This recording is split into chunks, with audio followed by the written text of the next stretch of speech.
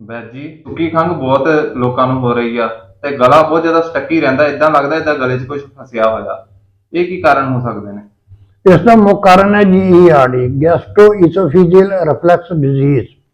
ਤੇਜ਼ਾਬ ਦਾ ਬਣਨਾ ਤੇ ਪੇਟ ਦੇ ਵਿੱਚੋਂ ਉੱਠ ਕੇ ਗਲੇ ਵਾਲੇ ਪਾਸੇ ਨੂੰ ਜਾਣਾ।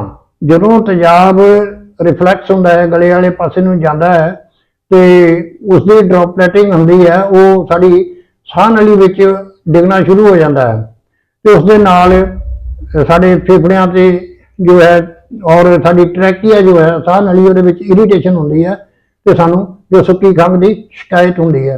ਲੋਕ ਆਮ ਕਰਕੇ ਭੁਲੇਖਾ ਖਾ ਜਾਂਦੇ ਹਨ ਤੇ ਉਹ ਬਲਗਮ ਵਾਲੀ ਜੋ ਖੰਘ ਹੈ ਉਸ ਦਾ ਹੀ ਇਲਾਜ ਕਰਦੇ ਰਹਿੰਦੇ ਹਨ ਤੇ ਸਟੱਕੀ ਥਰੋਟ ਵੀ ਇਸ ਦਾ ਹੀ ਇੱਕ ਕਾਰਨ ਹੈ, ਐਸਿਡ ਰਿਫਲਕਸ।